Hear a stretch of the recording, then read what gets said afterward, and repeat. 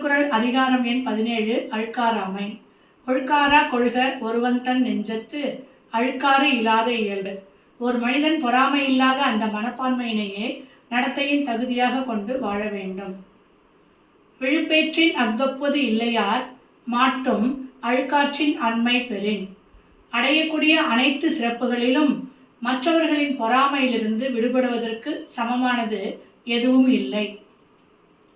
அரணாக்கம் வேண்டாதான் என்பான் பிறனாக்கம் பேணாது அழுக்கறுப்பான். பிறர் செல்வத்தை கண்டு மகிழ்வதற்கு பதிலாக பொறாமை கொண்டவர் தனக்கு செல்வமும் நல்லொழுக்கமும் சேர்வதை விரும்பாதவன் ஆவான். அழுக்காற்றின் அல்லவை செய்யார் இழுக்காற்றின் ஏதம் படுவாக்கு அறிந்து. பொறாமையால் தீவினையே ஏற்படும் என்பதை உணர்ந்த அறிவாளர் அநீதியான செயல்களை செய்ய மாட்டார். அழுக்காறு உடையார்க்கு அது சாலும் ஒன்னார் வழுக்கியும் கேடின் பது. ஒரு மனிதனுக்கு வேறு எதிரிகள் இல்லை என்றாலும் அவனது சொந்த பொறாமையே அவனுடைய அழிவை உருவாக்க போதுமான எதிரியாகும். கொடுப்பது அழுக்கறுப்பான் சுற்றம் உடுப்பதுவும் உண்பதுவும் இன்றி கெடும்.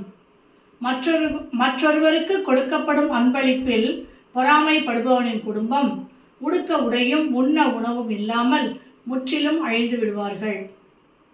அவ்வித்து அழுக்காறு உடையானை செய்யவள் தவ்வையை காட்டிவிடும். பொறாமை கொண்டவனிடம் உள்ள லட்சுமி அவனை விட்டு புறப்பட்டு சென்று அவனை தன் சகோதரியான மூதேவிக்கு அறிமுகப்படுத்துவாள். அழுக்காறு என ஒரு பாவி திருச்செற்று தீயழி உய்த்துவிடும். பொறாமை ஒரு மனிதனின் செல்வத்தை அழித்து அவனை நெருப்புக்குழியில் தள்ளும்.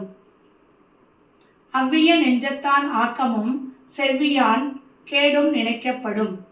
பொறாமை கொண்ட மனிதனின் செல்வமும் நேர்மையாளர்களின் வறுமையும் மக்களால் என்றும் சிந்திக்கப்படும்.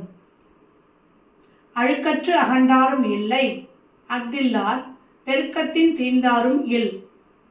இவ்வுலகில் பொறாமை கொண்ட மனிதர்கள் மேன்மை அடைந்தது இல்லை. பொறாமை இல்லாத மனிதர்கள் பொருள் பெருக்கத்தில் குறைந்த வறுமையானவரும் இல்லை. வணக்கம்.